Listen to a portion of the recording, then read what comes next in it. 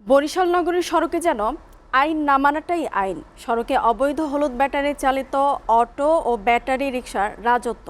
দিনের পর দিন যানজটে পড়ছে নগরবাসী, অথচ সমস্যা সমাধানের কথা না ভেবে নীরব দর্শকের ভূমিকায় বরিশালের প্রশাসন। বরিশাল থেকে মুজিব ফয়সালের প্রতিবেদন। এটা কোনো ব্যস্ত সময় নয়, বরিশাল নগরীর প্রধান সড়কের প্রতিদিনের চিত্র এটি। সকাল থেকে রাত অবধি একই অবস্থা। যানজটের নাকাল হওয়াটাই এই নগরের মানুষের বাস্তবতা। এই অবৈধ হলুদ ব্যাটারি চালিত অটো ও ব্যাটারি রিকশাই যানজটের মূল কারণ। নেই রুট পারমিট, নেই লাইসেন্স, নেই কোনো নিয়ন্ত্রণও। তবুও প্রকাশ্যেই সড়ক দাপিয়ে বেড়াচ্ছে শত শত ব্যাটারি চালিত অটোরিকশা। নির্দিষ্ট স্টপেজ তো দূরের কথা, সড়কের মাঝখানেই যাত্রীদের উঠানামা।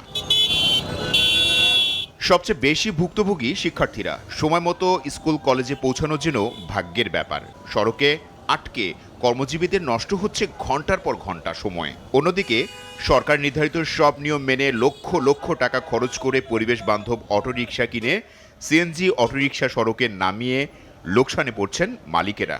অটো এবং মোটর রিক্সা দেখেন প্রতিনিয়ত বাড়ছে ছাড়া কমছে না। আমরা এই গাড়িওয়ালারা চালাইতে পারতেছি না, শুধু ওদের জন্য একটা মোটরসাইকেল যাইতে পারে না। অটোতে তো কোনো সিঙ্গেল মিঙ্গেলও মানে না। চরম দুর্ভোগের শিকার হচ্ছি। মাননীয় পুলিশ কমিশনার মহোদয়ের কাছে অনুরোধ থাকবে যেন বিষয়টি উনি গুরুত্ব সহকারে অনুধাবন করে। ড্রাইভিং লাইসেন্স আছে, আমাদের কাগজ বৈধ, তারপর আমরা রাস্তায় যানজটের জন্য গাড়ি চালাইতে পারি না। পুলিশের দাবি, তারা সড়কের শৃঙ্খলা রক্ষায় কাজ করছেন। অবৈধ কারখানাগুলো বন্ধ করে দেওয়া হয়েছে বলেও জানান পুলিশের এই কর্মকর্তা। হ্যাঁ, একটা বিষয় বলতে পারেন যে ওখানে গির্জা মহলের ওখানে থাকে, হ্যাঁ ওটা থাকে, কিন্তু বিষয়টা তো রাস্তা তো অনেক সরু, তো ওইখানে আপনার যে দোকানপাট রাস্তাঘাট লোকজন যায়, তারপরেও আমরা এটাকে মাঝে মধ্যে যে বিশৃঙ্খলা দেখলেই আমরা দেখার করি। যানজট নিরসন ও দুর্ঘটনা এড়াতে সড়কে অবৈধ অটোরিকশা চলাচল বন্ধের দাবি নগরবাসীর। SATV news desk.